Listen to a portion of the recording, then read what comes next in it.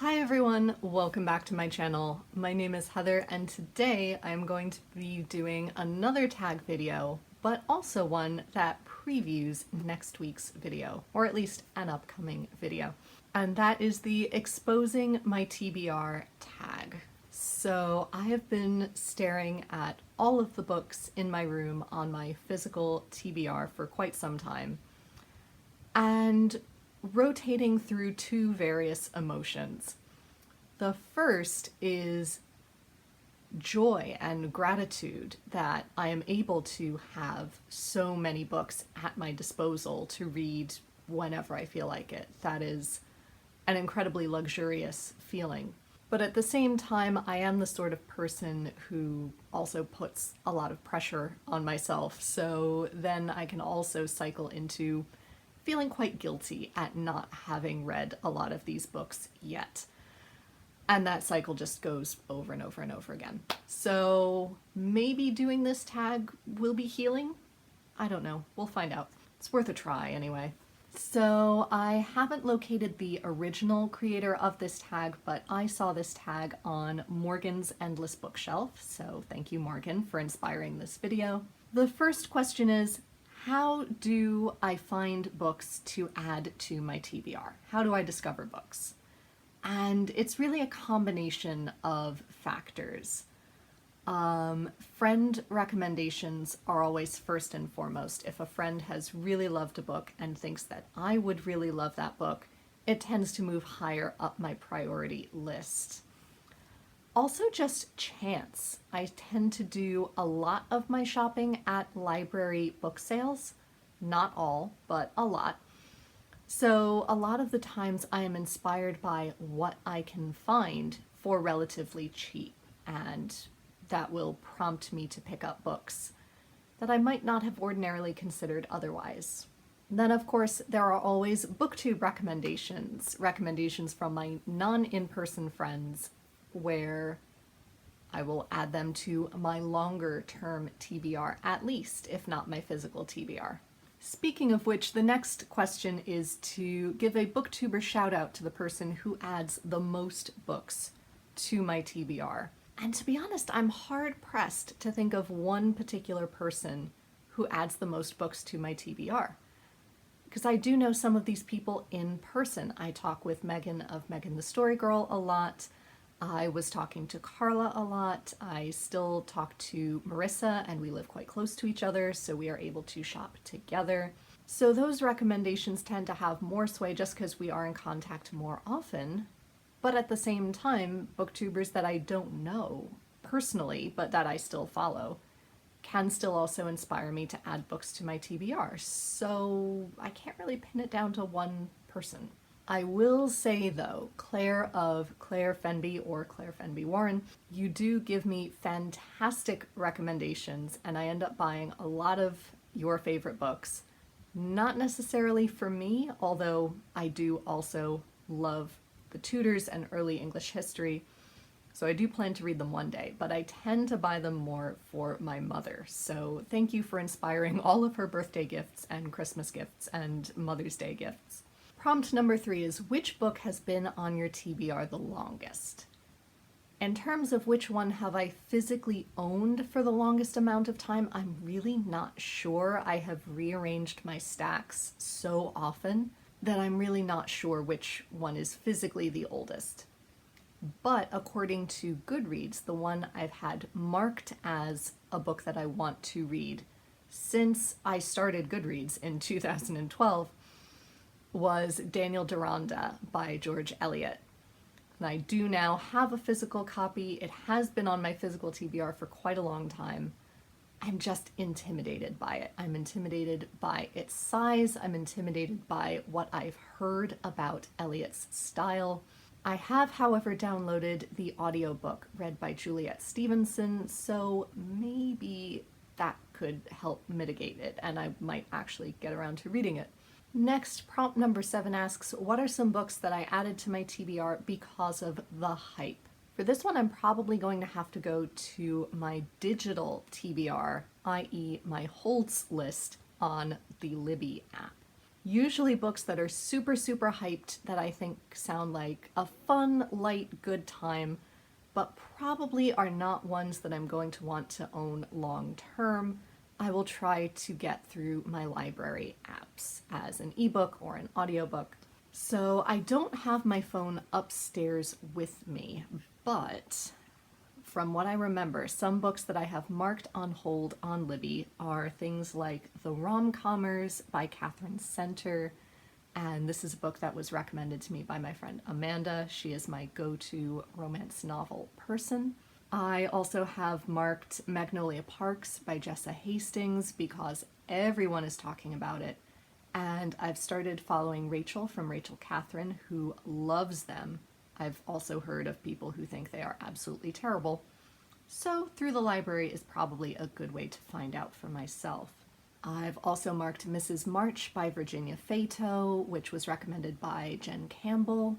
I have The Hacienda on hold by Isabel Cañas, which I have heard fabulous things about from a lot of people, including my former roommate Ellie and Reagan of Peruse Project. Is she still Peruse Project? I think she is. Also, Thank You for Listening, a novel by Julia Whalen, which was recommended to me by my coworker Amy. I've smushed the next two prompts together, and here's why. They ask, are there books that I added to my TBR that I knew I wasn't going to read? Or are there any books on my TBR that I will probably remove? The answer to both of those is, I really don't know. Probably eventually I will do a clear out and redonate some of the books that I've picked up. However, every time I think about it, I majorly chicken out and think, no, but what if I decide I want to read it one day? And then I never do. I am so sorry. I skipped a whole bunch of prompts right in the middle of this list, so I'm going to backtrack and do some of those. One of them is, what is your most recently added book to your TBR? And I am planning on doing a spring book haul fairly soon, so be on the lookout for that. But one that I just ordered that will not arrive in time for that video is my pre-order of the play 1536 by Ava Pickett, which I read about. It sounds like an amazing play. It probably will not transfer here to New York, so I've ordered the play so I can read it for myself, since I will not make it to London anytime soon. 1536 is a play about three women in rural England, I believe, in the year 1536, of course. And they're all sitting around discussing their lives, but also the recent arrest and sentencing of Anne Boleyn, and what they think of it and what they think that means for women in general. And it sparks a much wider discussion about women's lives in Tudor England. And of course, then sparking thoughts about gender dynamics in the present day. And that sounds amazing. I wish I could see it, but I have ordered it so I can read it in the future at least.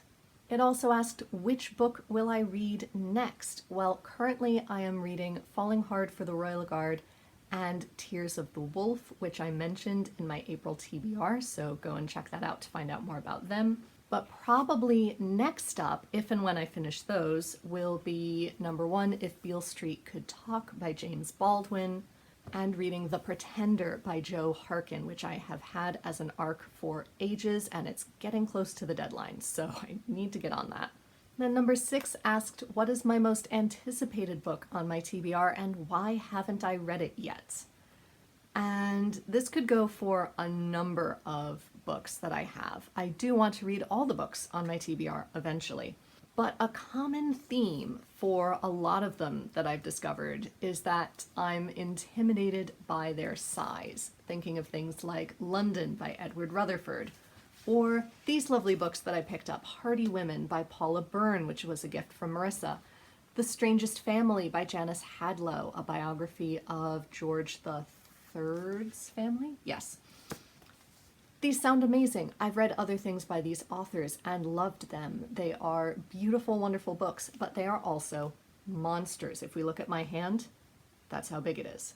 Granted, I have small hands, but really, really big books. And given my working hours during the school year tend to run from about 7 a.m., that's me arriving at school, and leaving between 4:30 and 5, that doesn't leave me a lot of time for reading, especially denser nonfiction, as nonfiction tends to be. So I will get to them eventually, I promise. But it does leave me in a quandary of when is the right time to read them and not feel like I am slogging through them. Now that we have covered all of the questions of this tag, I can finally get to the last one, which is a grand reveal of the number of books on my TBR. So I have a few main stacks by my bookcases, and on those stacks I have 138 unread books. However, that is not counting my bins of classics, which I will show in just a moment, my bins of nonfiction, which are even more towering, and my stack of potential Jane Austen July reads. So it's probably considerably more. It's probably upwards of 200, if I'm honest. But again, I don't want to dig through those bins and count all of them as well. And it's not counting my half-started American Girl book project. So that's another 6, 7, 8, 9, 10, 11, 12, 13, 14, 15. That's another 16 or so. Not counting rereads that I need to do to finish that. So there's a lot. There's a lot, but the floor is not coming away from the molding as far as I know yet, so we are good. The floor is not sinking under the weight. If you enjoyed this tag, please feel free to do it yourself. Talk to me about your TBR. How do you even feel about TBRs? I know Katie of Books and Things has said that there are two schools of thought, really. That number one, you look at your TBR as a library to dip in and out of, or that you look at it like a to-do list. And I really do agree with that. I am clearly of the library variety, but I'm curious, do you also see yours that way? Do you curate your digital TBRs and your physical TBRs differently? Tell me more. And if you do this tag, please link it down below so I can give it a watch and find out more. Until next time, be safe, be well, and happy reading. Bye, everyone. So here is the current Jane Austen July pile, as promised. And here is the current nonfiction and classic bin status. Both absolutely overflowing.